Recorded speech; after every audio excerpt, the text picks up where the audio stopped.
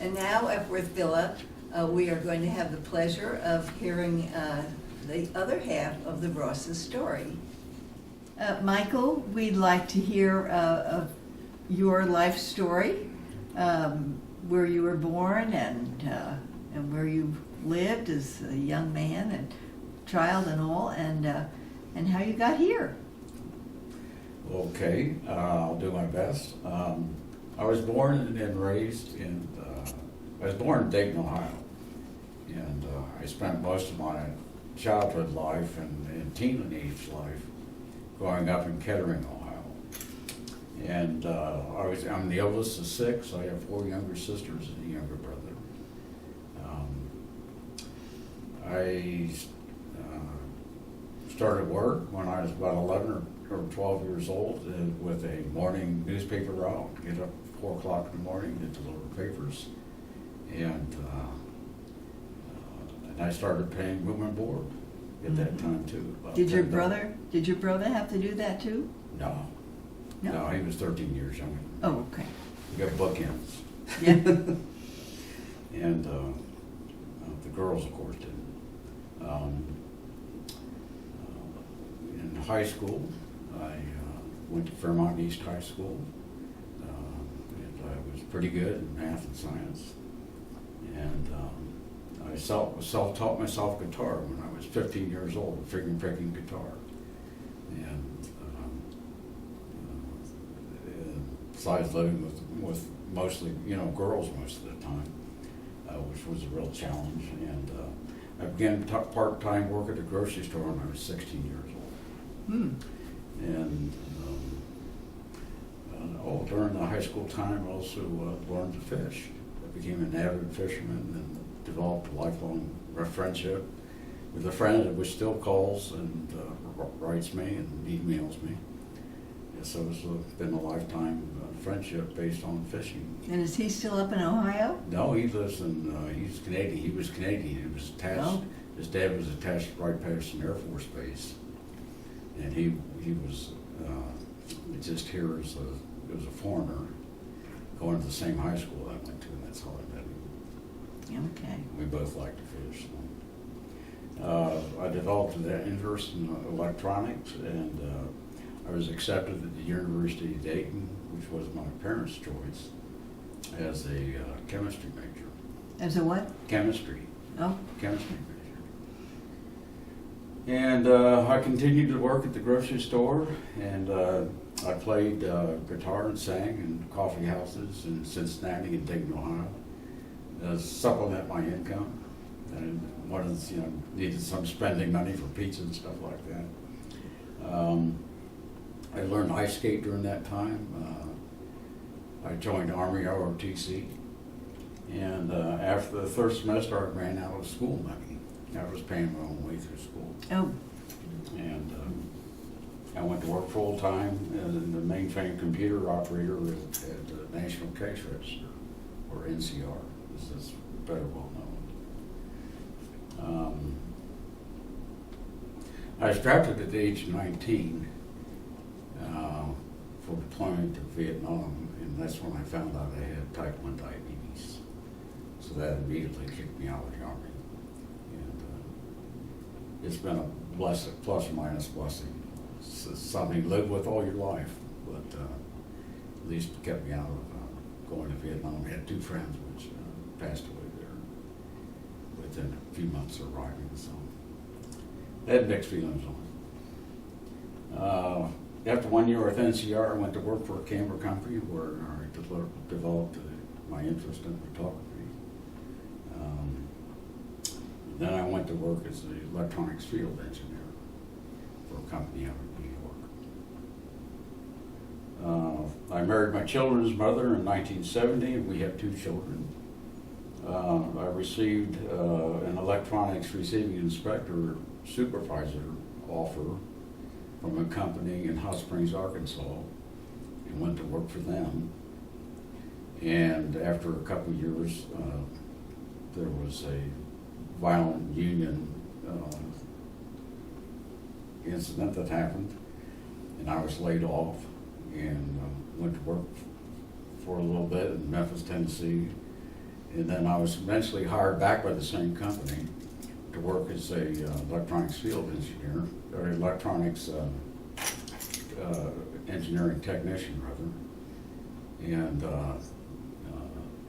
during that time, I received a patent application for one of my designs. Mhm. So you had taken your family with you? No, they to Arkansas. left them in Hot Springs and was up there in a bachelor's pad with two families sharing a bathroom, that kind of thing. Oh, yeah. It was budget. It was budget. For a year? Yeah. Just a year, okay. Yeah, just about then- a year. Yeah. Oh.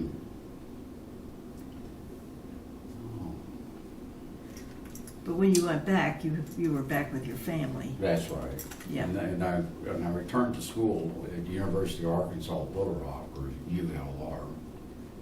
And during that time, I carried 4.0 semesters, because if you did, the school paid the tuition, and that was about $400 a semester at that time. So it helped the family budget. So you were working and going to school at the same time in I was Arkansas? just carrying a 4.0. Oh. Carrying the grades, yeah, carrying the grade gave you the money. If you got a 4.0, ULR paid for your tuition. Good. So the semesters that I went, I was carrying that 4.0 to make sure we didn't have that additional expense. Mm-hmm. I had a college loan, but it wasn't real sturdy. You had a what? A college loan, Uh-huh. but it wasn't, it was a small amount. And I went through a difficult divorce in 1982 and remained single then until I met Sandy. And we met in a support group in which I was a speaker. And at the end of the meeting, we decided that a bunch of people would get together and go out for coffee. And we did that a couple of weeks in a row. And then one week I found myself it was just me and Sandy out there drinking coffee. And I asked her out on a date. And we started dating. And after about a year, I asked her to marry me. And we got married in Hot Springs, Arkansas. And I was in Oklahoma City. Oh, okay, so I you, had my daughter's in Arkansas, and she's an RN at that time. uh-huh. And we would come to visit the grandchildren and stuff. And that's why we decided we had friends in Arkansas. I had good friends. And we decided to ask them to witness the marriage. And had our marriage, and we, one thing I wanted to say is that we talked a lot prior to getting married, because we both went through difficult divorces. We talked about everything from kids to finances to and everything in between. Mhm. Things that we didn't want something to go, oops. We wanted a good, solid marriage, and we've been married. Well, we've been married 27 years. This April 27th. Happily married. Happily married. Happily Yes, married, absolutely. yes. Yeah. Absolutely. I better say that. Anyway, and we have what I would consider a blended family. We treat each child as equal to each other. No one's given better favors or something more than the other child gets.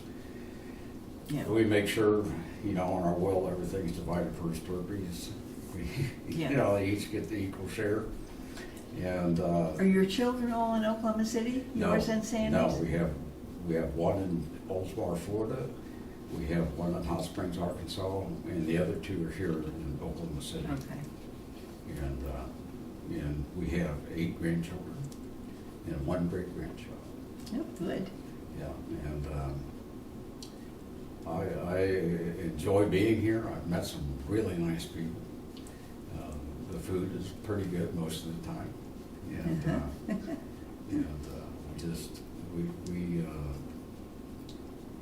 it's really easy on my wife for her to get around. She was having some problems getting around at the house.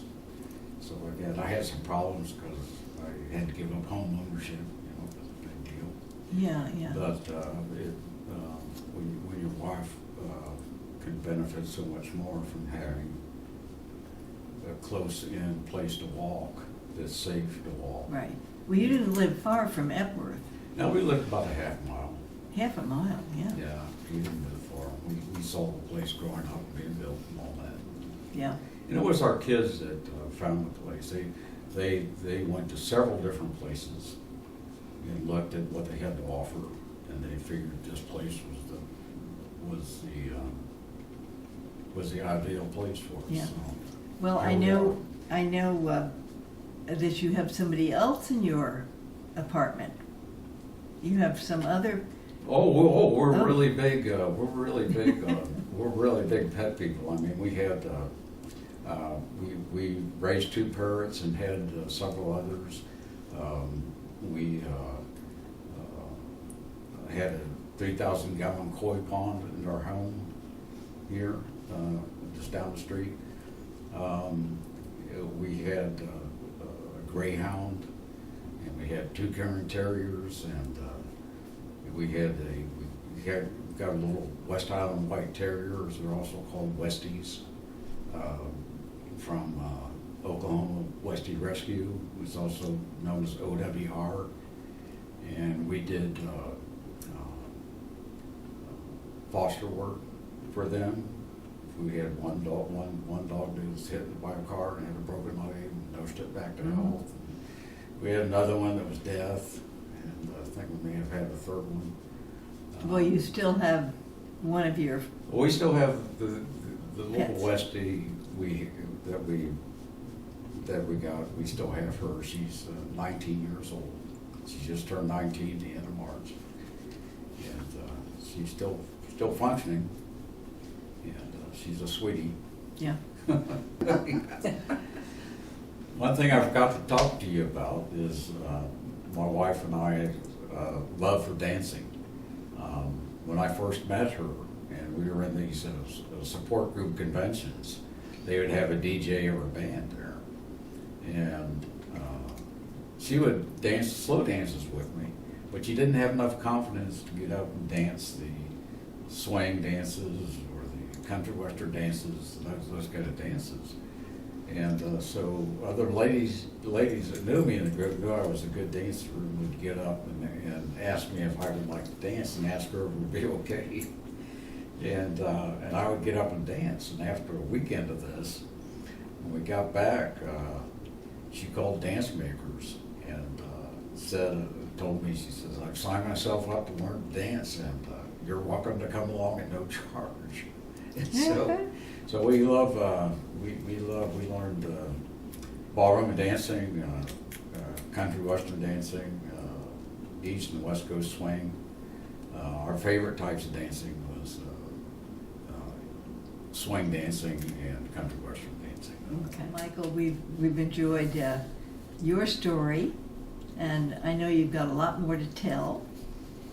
So we can meet you in the cafe for That's all right. that kind of fun. That's right. That's Yeah. right. Thanks very much. Thank you.